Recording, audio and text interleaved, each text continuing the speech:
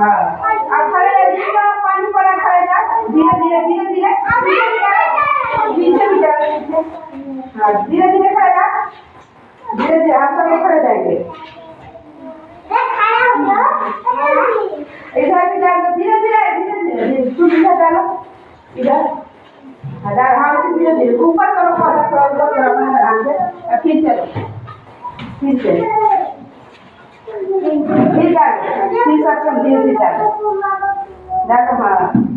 हाँ खड़े जाओ जिससे पानी बर्तन खड़े जाओ ऐसे करके हाँ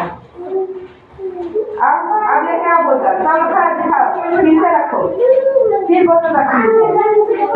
अच्छा फिर डालो जैसे पानी में सीधा करेंगे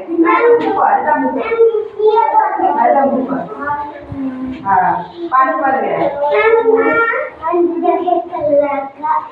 बहुत अच्छा